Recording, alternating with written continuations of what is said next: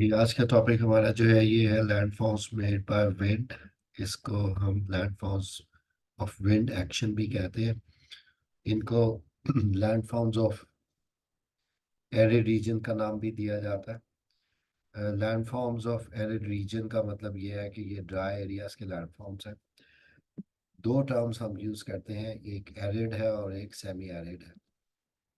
Arid region basically define इस तरह से किया जाता है कि it has precipitation less than the evaporation। potential evaporation जो है वो ज़्यादा होनी चाहिए, मीन्स के सॉइल जो है वो ड्राई रहे। और जो प्रेसिपिटेशन है वो लेस दैन evaporation होनी चाहिए, दैट मीन्स कि ड्राइनेस प्रिवेल करेगी। So precipitation actually refers to rainfall amount annually. और उसमें जब हम सेमी एरिड की बात करते हैं और एरिड की बात करते हैं, यानी सेमी डेजर्ट और डेजर्ट टाइप के जब क्लाइमेट की बात की जाती है, तो डेजर्ट के लिए और सेमी डेजर्ट के लिए, दोनों के लिए आपको जो इक्वेशन मिलेगी वो यही होगी कि evaporation is more than precipitation. ठीक है, ये कॉमन है। लेकिन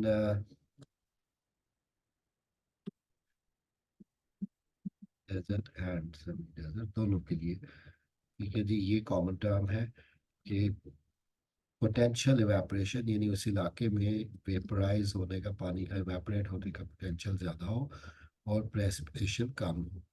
लेकिन जो डिफरेंस है वो ये है कि जो डेजर्ट टाइप एरिया होता है वहाँ पे आपको 10 इंचेस रेनफॉल एनुअल मिलती है, और इवन लेस देन दैट। ठीक है जी, इसको हम लेस देन 10 इंचेस रेनफॉल अगर आप रिसीव कर रहे हैं एनुअली, तो तब उसको डेजर्ट कहा जाएगा। लेकिन अगर ये एक्सीड कर जाती है 10 इंचेस से, तो फिर उसको सेमी एरिड या सेमी डेजर्ट कहा जाएगा। ठीक है दोनों खुश्क इलाके, लेकिन जैसे पाकिस्तान का मेजॉरिटी एरिया जो है वो सेमी डेजर्ट कैटेगरी में आता है कि वहाँ पे फिर आपको इरिगेशन करना पड़ेगी सॉइल को मॉइस्ट रखने के लिए।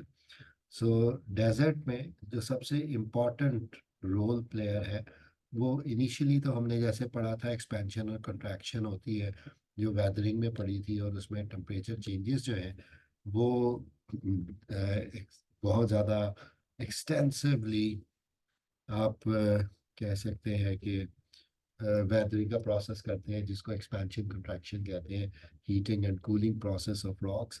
ठीक है, उससे वियर एंड टियर काफ़ी ज़्यादा हो जाती है। लेकिन जो इम्पोर्टेंट चीज़ है इन टर्म्स ऑफ इरोजन, वो आपको ज़्यादातर विंड का एक्शन मिलेगा। और उसकी वजह ये है कि यहाँ पे ना तो कोई मॉइस्चर होता है जो सॉइल को बाइंड करके रखे, थोड़ा सा उसका वेट इंक्रीज करे या उसको बाइंड करे, और ना ही यहाँ पे ज़्यादा वेजिटेशन होती है। तो किसी तरह का फॉरेस्ट कवर तो आपको मिलेगा नहीं, श्रब्स होंगी वो भी बहुत लिमिटेड एरियाज में। ठीक है, तो उस हवाले से हम ये देखते हैं कि विंड जो है उसके लिए एक्सपोज्ड सरफेस जो है वो काफ़ी मिल जाती है, जिसमें लूज पार्टिकल्स भी होंगे, मतलब सैंड्स और फाइन पार्टिकल्स की सूरत में। ठीक है जी, तो उसके हवाले से हम कहते हैं कि विंड जो है वो अपने एक्शंस परफॉर्म करता है। अब विंड कौन से तरीकों से इरोजन करता है, अब यहाँ पे थोड़ा सा अगर हम ओवरव्यू ले लें कि कौन कौन से एरियाज हैं, तो हम लोगों ने डेजर्ट्स पहले भी थोड़े से आइडेंटिफाई किए थे जब करंट्स पड़ी थी। लेकिन ज़्यादातर जो आपको हॉट डेजर्ट नज़र आते हैं या जिनको हम ट्रॉपिकल डेजर्ट कहते हैं, तो मेजर डेजर्ट एरियाज जो है उसमें यहाँ पे आपको कैलिफोर्निया डेजर्ट नज़र आ रहा है, इधर पैटागोनिया डेजर्ट है, पैटागोनिया प्लेटो पे अर्जेंटीना। एटाकामा डेजर्ट जो है वो आपको चिली और पेरू की तरफ नज़र आता है। सारा डेजर्ट बहुत एक्सटेंसिव डेजर्ट है। उसके एडजेसेंट ही आपको ये इथोपियन डेजर्ट भी, न्यूबियन डेजर्ट है।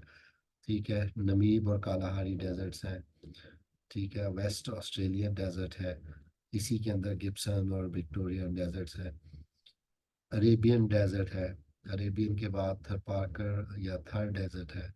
और इधर आपको तकला मकान डेजर्ट और गोबी डेजर्ट जो है ये मिलते हैं इन सेंट्रल एशियन और मंगोलियन साइड।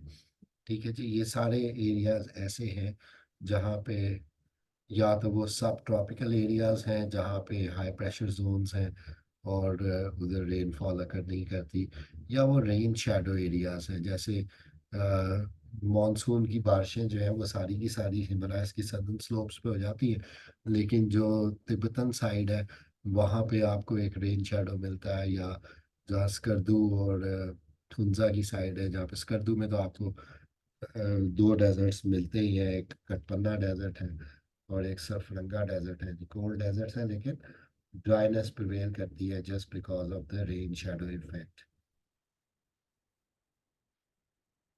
ठीक है जी। तो ये तो डेजर्ट्स की लोकेशंस हो गई, और डेजर्ट की डेफिनेशन भी हो गई कि number one, evaporation should be more than precipitation, and number two, it should be less than 250 millimetre per year, यानी कि एनुअल रेनफॉल जो नहीं है वो 10 इंच से कम होगी तो उसको हम डेजर्ट कहेंगे।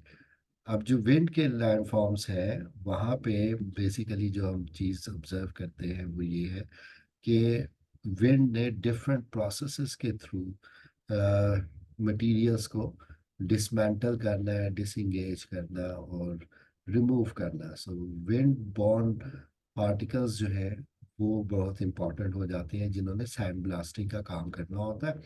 लेकिन मेनली जो, जैसे हम लोगों ने कल ग्लेशियर में देखा कि कहीं पे अब्रेजन थी, कहीं पे स्ट्रिएशन थी, प्लम्बिंग का प्रोसेस था, ग्राइंडिंग का प्रोसेस था। विंड जब इरोजन कॉज करता है तो उसमें सबसे पहला प्रोसेस जो है उसको हम डिफ्लेशन कहते हैं। डिफ्लेशन वो प्रोसेस है जिसको हम डिफाइन करेंगे कि it is the force of wind to lift off loose materials. So जब हवा चलती है तो वो अपने साथ लूज पार्टिकल्स को उड़ाना शुरू कर देती है। हवा की स्ट्रेंथ पे डिपेंड करेगा कि वो किस साइज के पार्टिकल्स को एयरबॉर्न करने की कैपेसिटी रखेगी। जैसे कि आप देखते हैं आंधी वगैरह में रेत के ज़रात जो है वो भी हवा में उड़ना शुरू हो जाते हैं। विंड स्पीड जितनी ज़्यादा होगी उतने लार्ज पार्टिकल्स भी एयरबॉर्न हो सकते हैं, हवा में उड़ सकते हैं। तो यहाँ पे इस का पहला जो प्रोसेस है वो तो लूज पार्टिकल्स के ऊपर अप्लाई होता है कि जो मटेरियल ऑलरेडी डिटीरिएट हो चुका हुआ है, ब्रेक डाउन हो चुका हुआ है because of the weathering process और सम अदर प्रोसेसेस, उन पार्टिकल्स को रिमूव करने का प्रोसेस जो है वो डिफ्लेशन कहलाता है। डिफ्लेशन के बाद दूसरा प्रोसेस है जिसको अब्रेजन कहा जाता है, और अब्रेजन तकरीबन हमने हर एक लैंडफॉर्म के टॉपिक में पढ़ा, चाहे वो ग्लेशियर था चाहे वो रिवर्स के लैंडफॉर्म्स थे, कि इसमें जिस तरह हमने रिवर के लोड की बात की थी कि उसके साथ बहने वाले जो ज़रात हैं, सॉलिड्स हैं, वो जब रिवर बेड को स्क्रैच करते हैं या उसके किनारों को स्क्रैच करते हैं तो हम उसको ब्रेन कहते हैं। तो इसी तरह से यहाँ पे जो रेन बॉर्न पार्टिकल्स हैं जब वो दूसरी ऑब्जेक्ट्स के साथ, दूसरे स्ट्रक्चर्स के साथ कांटेक्ट में आते हैं और अपना इम्पैक्ट देते हैं, तो उसकी वजह से जो है ये प्रोसेस होता है कि पॉलिशिंग होना शुरू हो जाएगी, स्क्रैपिंग होना शुरू हो जाएगी। ठीक है जी। और कटिंग शुरू हो जाएगी। इवन कई जगहों पे जहाँ पे सॉफ्ट रॉक्स होती है वहाँ पे ये सैंड पार्टिकल्स वगैरह जो है ये रॉक्स को डैमेज करते हैं। सो उस डैमेज को हम अब्रेजन का नाम देते हैं। अब्रेजन के बाद तीसरी टाइप है जिसको हम कहते हैं एट्रीशन। एट्रीशन भी हमने ऑलरेडी रिवर के लैंड फॉर्म्स के साथ पढ़ी थी। और एट्रीशन का प्रोसेस वो है कि जिसमें रिवर के अंदर फ्लो के साथ ट्रैवल करने वाले पार्टिकल्स और पेबल्स जब खुद टूट फूट का शिकार होते हैं due to movement, due to impact with each other, तो उसको हम एट्रीशन का नाम देते हैं। ठीक है। तो यहाँ पे अब जैसे कि विंड बॉर्न पार्टिकल्स हैं वो आपस में टकराते हुए फाइन सैंड्स में कन्वर्ट होते जाएंगे, या वो किसी रॉक के साथ इम्पैक्ट में आके ब्रेक डाउन हो जाएंगे, तो इस प्रोसेस को एट्रिशन का नाम दिया जाता है। एट्रिशन के बाद अब जब ट्रांसपोर्टेशन की बात आती है तो ट्रांसपोर्टेशन में,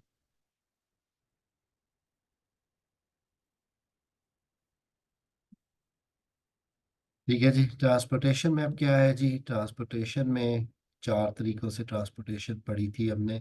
जैसे रिवर की ट्रांसपोर्टेशन थी, एक को ट्रैक्शन का नाम दिया था, एक को सॉल्टेशन का नाम दिया था, सस्पेंशन थी और सोल्यूशन था। सो विंड जो है वो सोल्यूशन की फॉर्म में तो कोई ऐसी मूवमेंट नहीं करता किसी भी मटेरियल की, लेकिन ट्रैक्शन जैसी मूवमेंट जरूर होती है। लेकिन उसके लिए हम टर्म यूज करते हैं सरफेस क्रीप। और इसमें आप कहते हैं डेड एयर लेयर जो है स्टेबल है, यहाँ पे बेड लोड की टर्म आ रही है 2 मीटर की हाइट तक। फिर सस्पेंडेड लोड की टर्म आ रही है जो सेवरल किलोमीटर्स की हाइट तक चला जाता है। जैसे डस्ट वगैरह जो है वो हमारे पोल्यूटेड सिटीज में भी नजर आती है कि वो तकरीबन 10 किलोमीटर की हाइट तक अटेन कर सकती है। सो सबसे पहली बात है surface creep. Surface creep actually refers to the movement of particles in contact with the surface. वो सरफेस के साथ साथ आगे बढ़ेंगे। आमतौर पे मेन रोड्स पे आपने देखा होगा कि रेत जो है वो ड्रैग होती हुई आगे बढ़ रही होती है हवा के साथ साथ। तो वो सरफेस के साथ कांटेक्ट में रहते ही आगे ट्रेवल करती है। दूसरी तरफ सॉल्टेशन का प्रोसेस हमने पढ़ा था। सॉल्टेशन में क्या था कि इसमें ग्रेन्स ऑफ सैंड जो है वो बाउंस करेंगे, हवा में उड़ेंगे, फिर दोबारा नीचे बैठेंगे, फिर उड़ेंगे। तो इस प्रोसेस को, ऑल्टरनेट प्रोसेस को हम नाम देते हैं सॉल्टेशन। सस्पेंशन वो पार्टिकल्स हैं जो कि बहुत फाइन पार्टिकल्स हैं, और ये हवा के साथ मुसलसल ट्रैवल करते हुए ज़मीन के साथ कांटेक्ट में नहीं आते, बल्कि एयरबॉर्न रहते हैं, सस्पेंडेड रहते हैं। तो इसको हम सस्पेंडेड लोड कहते हैं। या जो प्रोसेस ऑफ ट्रांसपोर्टेशन है वो बेसिकली ऐसा प्रोसेस है कि जिसमें फाइनेस्ट पार्टिकल्स होंगे और वो हाईएस्ट एलिवेशन पे ट्रैवल करेंगे, ट्रांसपोर्ट होंगे। सर डिफ्लेशन में मतलब सस्पेंड हो जाएंगे पार्टिकल या ग्राउंड पर ही होंगे जैसे कि देखिए सरफेस क्रीप की तरह? डिफ्लेशन में वही बात है कि अगर मिक्स टाइप के पार्टिकल्स हैं तो कुछ उसमें सस्पेंडेड के तौर पे ट्रैवल करना शुरू कर देंगे, कुछ सॉल्टेशन करेंगे, और सस्पेंडेड के अलावा जो आपका सरफेस क्रीप है वो भी इसमें शामिल है। तो यहाँ पे आप इसको देख सकते हैं कि जैसे ये सैंड स्टॉर्म है, ठीक है, इसका इमेज है। तो इसमें जो हाईएस्ट डेंसिटी या वेट वाले पार्टिकल्स हैं वो सरफेस के बहुत करीब होंगे, और फाइनेस्ट जो डस्ट है वो ऊपर ऊपर ट्रैवल कर रही होगी। ठीक है। सो हवा की डेंसिटी तो वैसे बहुत लो होती है, लेकिन वो एक जियोमॉर्फिक एजेंट ऑफ चेंज जरूर है। ठीक है जी। और रॉक डेंसिटी जो है वो अ, उसको बहुत ज़्यादा, मतलब बड़ी रॉक्स को तो ये नहीं उड़ा के लेके जा सकता, लेकिन फाइनेस्ट पार्टिकल्स की कैटेगरीज हैं, मतलब पेबल्स वगैरह भी जो है वो आपको विंड बॉर्न नहीं मिलेंगे। तो उसमें आपको ज़्यादातर जो मिलेगा वो सैंड पार्टिकल, जो 2 mm तक का साइज हमने सेडिमेंट्स में पढ़ा था, सेडिमेंट्री रॉक्स को कवर करते हुए, उसको हम रेफर करते हैं कि वो विंड बॉर्न हो सकता है। तो ये इम्पोर्टेंट है। लेकिन बेसिक बात यह है कि एक पानी के कंपैरिजन में आप यहाँ पे देख सकते हैं टर्म कि 1 मीटर पर सेकंड की स्पीड का पानी जो फ्लो करता है वो पार्टिकल्स को 30 मीटर्स पर सेकंड फ्लो ऑफ एयर के साथ उसको कंपेयर किया जाए, यानी आंधी की स्पीड से जो हवा चल रही होती है वो उसके बराबर है। ठीक है जी। तो पानी की चूंकि डेंसिटी ज़्यादा होती है, रिवर फ्लो में आपको तकरीबन हैवियर सेडिमेंट्स जो है वो भी by the force of the running water move करते हुए मिलेंगे। लेकिन यहाँ पे आपको जो है वो बहुत कम साइज के पार्टिकल्स जो हैं वो मूव करते हुए नजर आते हैं। ठीक है। सो ये इसको आपने हेडिंग देनी है ट्रांसपोर्टेशन बाय द विंड। एक है erosion by the wind. Erosion में आपने डिफ्लेशन, अब्रेजन और एट्रिशन को डिस्कस करना है। और ट्रांसपोर्टेशन में सरफेस क्रीप, सॉल्टेशन और सस्पेंशन को डिस्कस किया जाएगा। वैसे इरोजन में ट्रांसपोर्टेशन का भी प्रोसेस तो हो जाता है नहीं? इसमें इरोजन में तो बेसिकली इरोजन यानी में तो ब्रेक। पूरा प्रोसेस आ जाता है। एग्जैक्टली ट्रांसपोर्टेशन भी बिल्कुल। होता जी जी बिल्कुल होता है, लेकिन बात यह है कि डेपोजिशन होनी है तो किस वजह से होनी है। बात तो यह है कि 3 प्रोसेसेस मैंने कहा कि इरोजन के अंदर मौजूद होते हैं। डिसइंटीग्रेशन, अब वो डिसइंटीग्रेशन कैसे हो रही है? वो डिफ्लेशन से हो रही है, वो सैंड ब्लास्टिंग यानी एब्रेजन से हो रही है, या एट्रिशन से हो रही है? यही अच्छा, डिसइंटीग्रेशन। वो ठीक है, तो फिर डिफरेंशिएट करके जी, प्रोसेस लिखना। जी जी, और आगे फिर आपको ट्रांसपोर्टेशन में भी डिफरेंस क्रिएट करना पड़ेगा कि किस तरह का साइज का पार्टिकल किस पैटर्न पे ट्रांसपोर्ट हो रहा है। जब हम डेपोजिशन की बात करते हैं, कल हमने ग्लेशियर की डेपोजिशन की बात की है, तो उसमें फीचर्स तो चले डिफरेंट हैं, लेकिन ग्लेशियर की आइस की मूवमेंट जहाँ रुकेगी वहाँ के डिपॉजिट्स और तरह के होंगे। ग्लेशियर का मेल्ट वाटर जो डेपोजिशन करेगा वो और तरह की होगी। अब यहाँ पे भी डेपोजिशन दो तरह की है। एक ये है कि जैसे आंधी चलती है और आंधी रुक जाती है, तो वो सारी की सारी रेत मट्टी वगैरह कहीं ना कहीं तो सेटल होगी। ये तो हो गई विंड मूवमेंट रुकने से। लेकिन जब आंधी आती है, जब सैंड स्टॉर्म आता है, तो अगर उसके सामने कोई रुकावट आ जाती है, कोई हिंड्रेंस आ जाती है, तो आप देखते हैं कि वो रेत और मिट्टी उस हिंड्रेंस की वजह से, उस हर्डल की वजह से रुक रही होती है। तो डेपोजिशन तो वो भी है, लेकिन एक डेपोजिशन आप ऐसे कंसिडर कर रहे हैं कि जिसमें विंड स्पीड स्पीड खुद कम हुई है, और दूसरी जो है वो किसी सरफेस की फ्रिक्शन की वजह से कम हुई। सो यहाँ पे ये आपको डिफरेंशिएट करना पड़ेगा। हेडिंग आपकी डेपोजिशन की ही होगी, लेकिन डेपोजिशन के तरीके तो डिफर करेंगे। सो अब यहाँ पे जी हम सर। इरोजनल लैंडफॉर्म्स की बात कर रहे हैं। अब इरोजनल लैंडफॉर्म्स में भी सबसे पहला लैंडफॉर्म डिफ्लेशन के प्रोसेस की इरोजन से, ठीक है जी। यानी कि हम बात करते हैं जब डेजर्ट की, तो फौरी हमारे जहन में एक ऐसा फ्लैट एरिया नजर आ, मतलब जहन में बैठ जाता है जो सिर्फ रेत ही रेत होगी। लेकिन जब हमने डेजर्ट को डिफाइन किया, तो हमने उसमें रेत या सैंड के बारे में कोई जिक्र नहीं किया। हमने ना ही टेम्परेचर को बेस बनाया, हमने सिर्फ प्रेसिपिटेशन और इवेपोरेशन का कंपैरिजन किया। ठीक है, और प्रेसिपिटेशन की टोटल अमाउंट को भी स्टैंडर्ड कंसिडर किया कि लेस देन 10 इंचेस है तो डेजर्ट है, मोर देन 10 इंचेस है तो सेमी डेजर्ट है। ठीक है, लेकिन अब बात यह है कि डेजर्ट का मतलब यही नहीं होता कि वो सिर्फ सैंडी डेजर्ट होगा। ठीक है, वो रॉकी डेजर्ट भी हो सकता है, वो स्टोनी डेजर्ट भी हो सकता है। रॉकी डेजर्ट जैसे आपको स्कर्दू की तरफ चटियल या बहुत संगलाख पहाड़ नजर आएंगे, लेकिन बहुत खुश्क होंगे। तिब्बत को देखेंगे, बहुत खुश्क इलाका है, लेकिन चटानी इलाका है। वो तो हो जाएगा रॉकी डेजर्ट, जिसको रेग का नाम दिया जाता है। ठीक है जी, लेकिन यानी कि मैं यहाँ पे लिखूं तो रॉकी डेजर्ट्स है, रॉकी डेजर्ट्स को रेग का नाम दिया जाता है।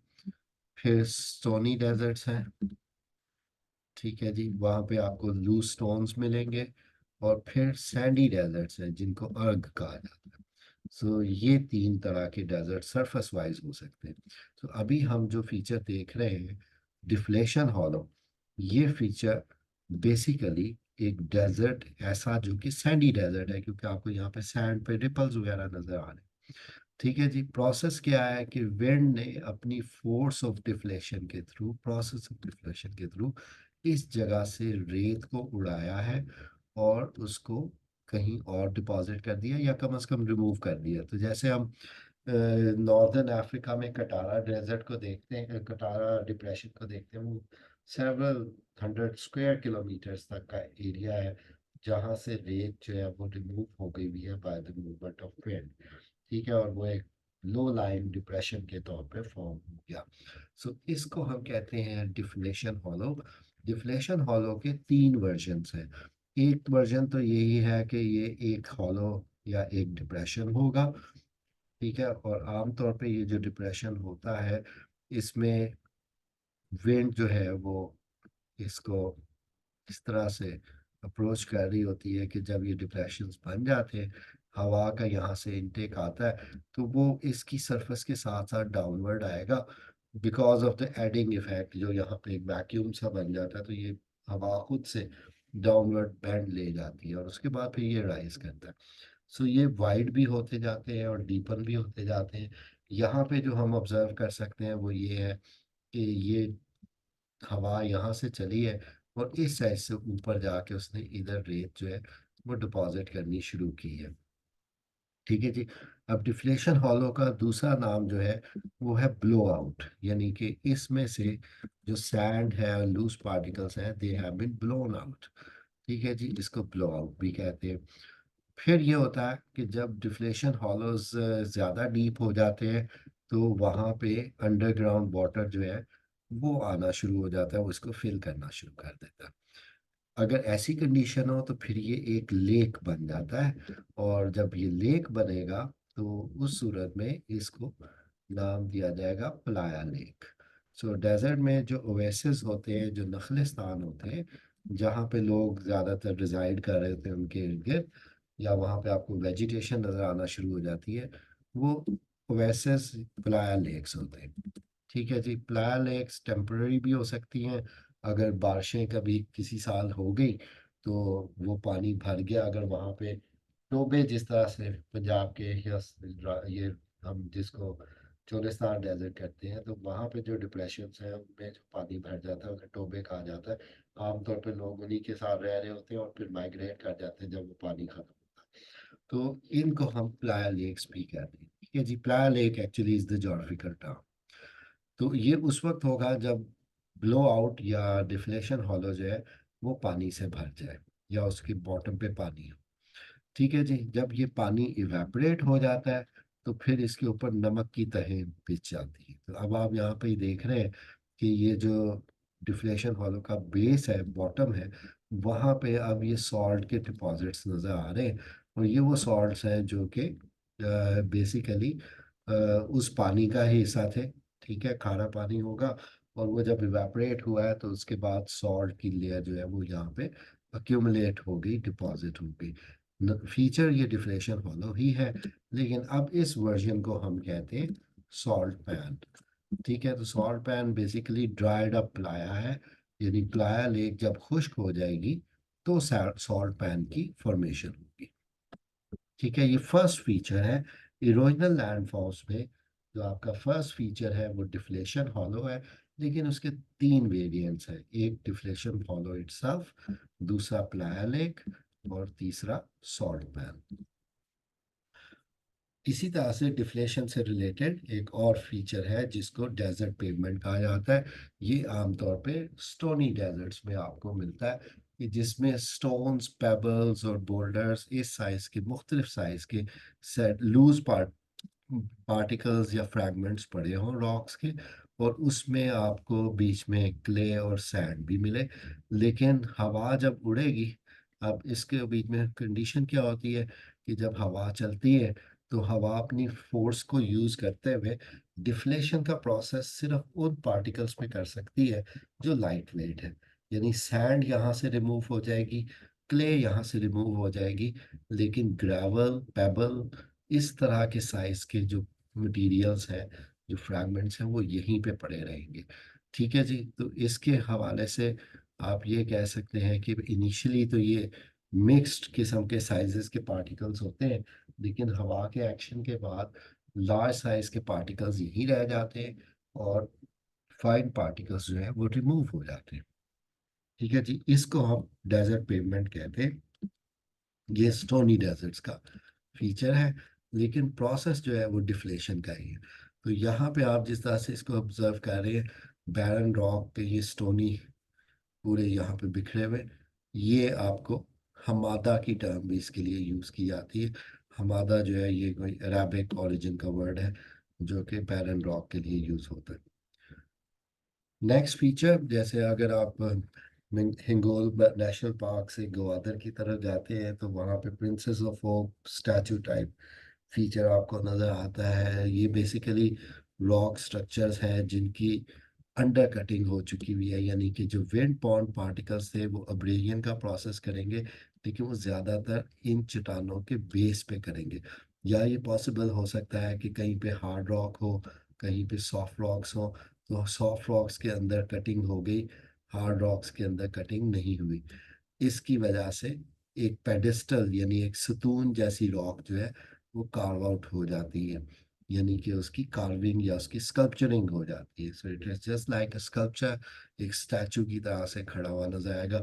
लेकिन अब्रेजन का जो प्रोसेस है वो near the ground level maximum होता हुआ नजर आ रहा है, यानी जो विंड पार्टिकल्स हैं वो यहाँ पे स्ट्राइक ज्यादा कर रहे हैं और हाइट पे कम कर रहे हैं। ठीक है। तो इस फीचर को हम नाम देते हैं रॉक पेडिस्टल, यानी रॉक का सतून या पेडिस्टल। इसी का अगला वेरिएंट जो है, जैसे यहाँ पे आप देख रहे हैं, इसको दमोजेल कहा जाता है। दमोजेल फ्रेंच वर्ड है, डैमसल का इक्विवेलेंट है। डैमसल किसको कहते हैं?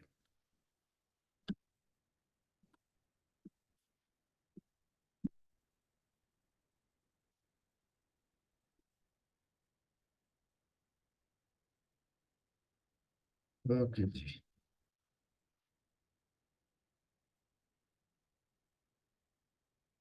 जी, ये डेजर्ट के ही लैंडफॉर्म्स हैं। डेजर्ट यानी एरिड रीजन के ही लैंडफॉर्म है जनरली। रादर आप कहेंगे कि इनको हम विंड से रिलेटेड लैंडफॉर्म्स ही कहेंगे।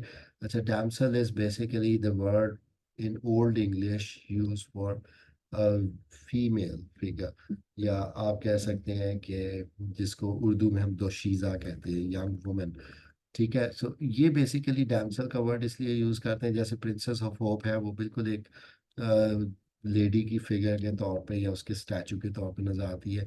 यहाँ पे भी आपको उसका मतलब एब्डोमेन और लेग्स या इस तरह से और उसका हेड जैसी फीलिंग आ रही होगी, तो इसको हम डेमोजेल का वर्ड यूज करते हैं, या इस फीचर को दमोजेल कहा जाता है।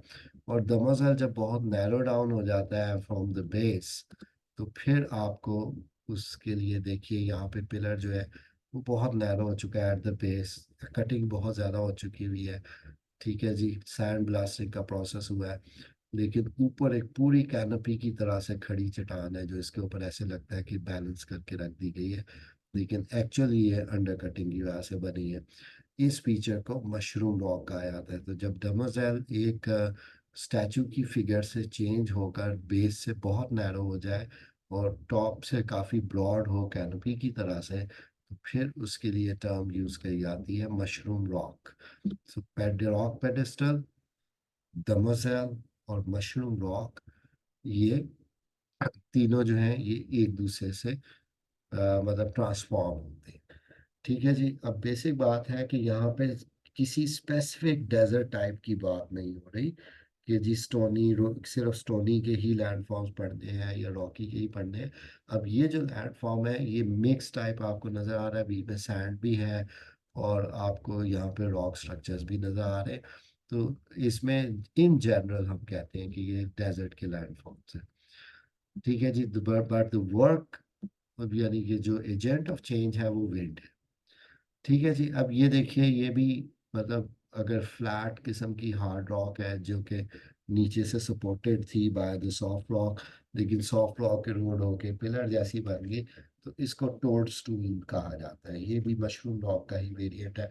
तो आप मशरूम रॉक तक ही काफ़ी इसको कंसिडर कर सकते हैं कि वो भी काफ़ी है, लेकिन टोड स्टूल यही फीचर है जो कि आपको नज़र आता है in terms of a flat top.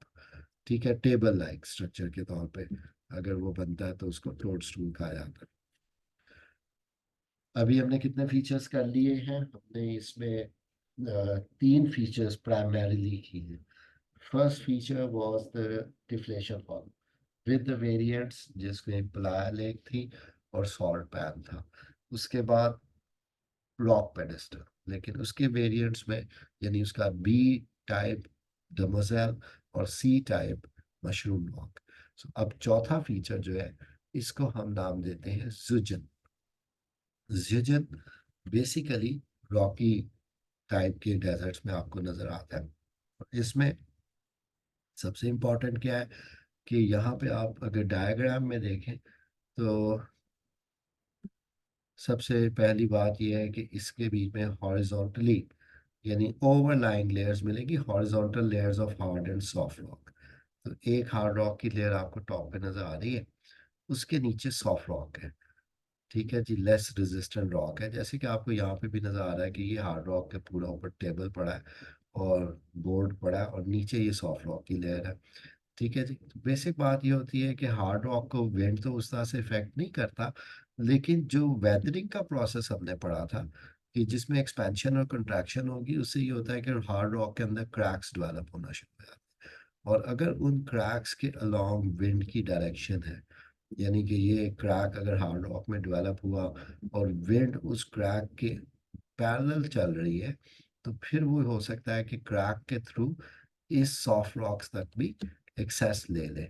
इसकी वजह से क्या होगा कि जो सॉफ्ट रॉक्स होगी उनकी कटिंग स्टार्ट हो जाएगी उनकी कटिंग की वजह से विंड को ये एक एक्सेस मिल जाएगी कि वो नीचे नीचे से काट के मटेरियल्स को रिमूव कर दे। और उसके बाद ये जिस तरह ओवर हैंगिंग आपको नजर आ रही है, मतलब कि ये टेबल लाइक स्ट्रक्चर जो है या ऊपर का हार्ड रॉक का जो स्ट्रक्चर है, ये ओवर हैंग कर रहा है। ओवर हैंग करने का मतलब है कि अब यहाँ से नीचे सपोर्ट तो खत्म हो चुकी हुई है, so it will start collapsing. फिर ये कोलैप्स भी करता रहेगा।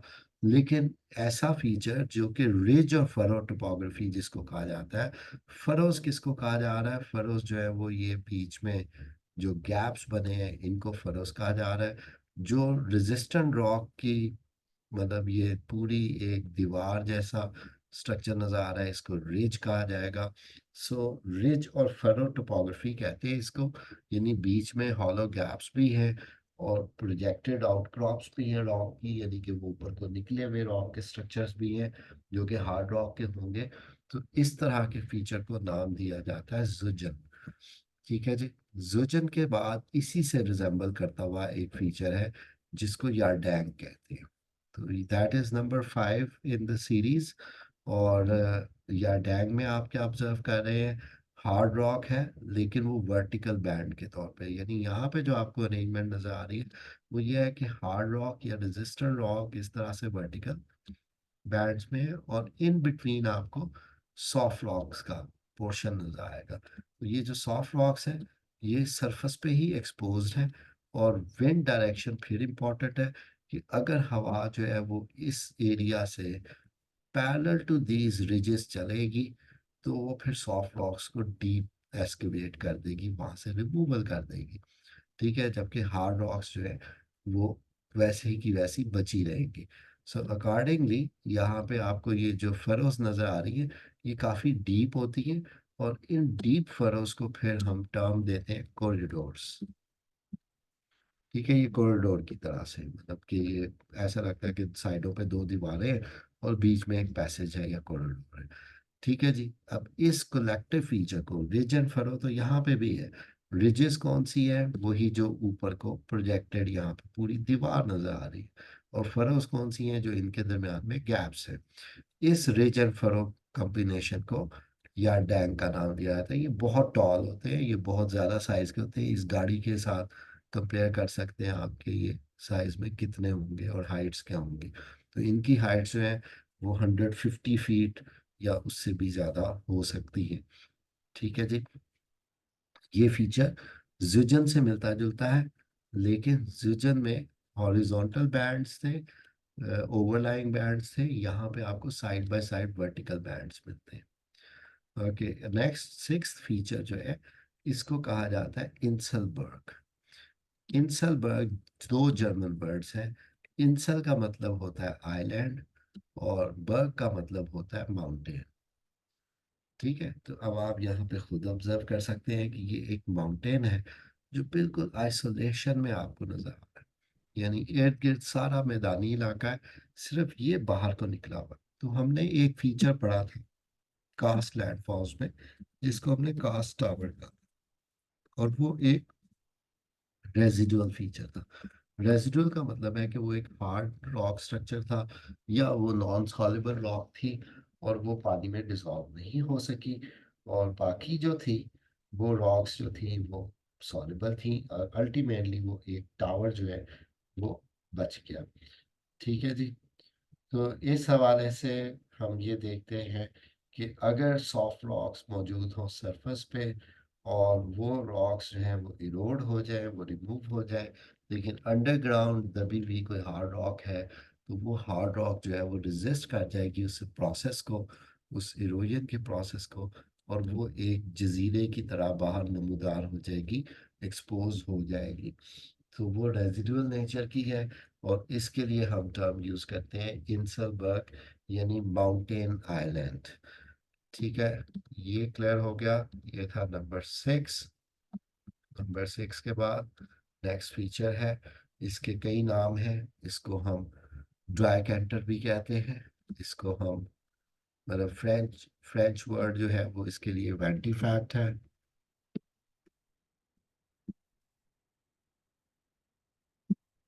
इसके लिए जर्मन वर्ड जो है वो ड्राई कांटर है। और इंग्लिश ट्रांसलेशन है विंड क्राफ्टेड पेबल्स। ठीक है, हम लोगों ने जब रिवर के लैंडफॉर्म्स पढ़े तो रिवर के लैंडफॉर्म्स में हमने ये देखा कि उसमें जो पेबल्स होते हैं वो राउंडेड होते हैं, वो पॉलिश्ड होते हैं, वो बड़े स्मूथ होते हैं, उनके एजेस कोई नहीं होते, क्योंकि वो पत्थर जो है वो रोलिंग करते हैं और रोलिंग के साथ साथ उनकी राउंड शेप्स बन जाती। लेकिन जो पेबल्स आपको मिलेंगे किसी भी डेजर्ट टाइप एरिया में, तो जैसे अगर हम कोई राउंडेड पेबल, एक डेजर्ट मतलब रिवर का राउंडेड पेबल ला के डेजर्ट में रख देते हैं, तो उसकी सैंड ब्लास्टिंग शुरू हो जाएगी। यानी सैंड पार्टिकल्स जो है वो किसी साइड से हवा की डायरेक्शन के मुताबिक, ये ब्लू एरो विंड डायरेक्शन को रिप्रेजेंट कर रहा है, रेड एरो जो है वो इम्पैक्ट को और मूवमेंट ऑफ पार्टिकल्स को रिप्रेजेंट कर रही है। सो जो भी सरफेस पार्टिकल्स के सामने एक्सपोज होगी वो स्मूथ और पॉलिश हो जाएगी, उसके फेसेट्स डेवलप हो जाएंगे। फेसेट्स का मतलब ये है कि अब यहाँ पे ये जो डैशेस में लाइन है ये original shape of the payable थी, लेकिन अब वो एक्सपोज पोर्शन जो है वो पॉलिश हो चुका है, वो स्मूथ हो चुका हुआ है। ठीक है, और एक फेसेट बन गया है, यानी एक प्लेन सरफेस उसके ऊपर डेवलप हो गई है। तो जितनी ज्यादा एंगल्स पे विंड आके स्ट्राइक करेगी या जितनी वेरिएशन आएंगी विंड डायरेक्शन में, उतने फेसेट्स जो है वो डेवलप हो जाएंगे। सो इस हवाले से इनको वेंटीफैक्ट कहते हैं। वेंट का मतलब विंड के लिए यूज होता है, यानी विंड क्राफ्टेड। ड्राई कैंटर इसलिए कहा जाता है कि जर्मन में ड्राई जो है वो नंबर 3 को कहते हैं, कैंटर फेसट्स जो कट्स को कहा जाता है।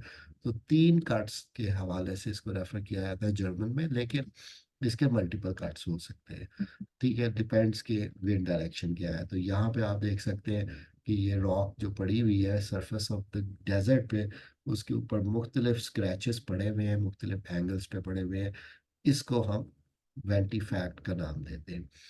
ठीक है जी, इसकी सैंड ब्लास्टिंग हुई है। आगे जो फीचर्स हैं वो है हमारे डेपोजिशन के फीचर्स। अभी इस क्लास का टाइम जो है वो ओवर हो रहा है, 10 मिनट्स की ब्रेक लेंगे और फिर डेपोजिशनल फीचर्स जो है वो इसके आगे कवर करेंगे।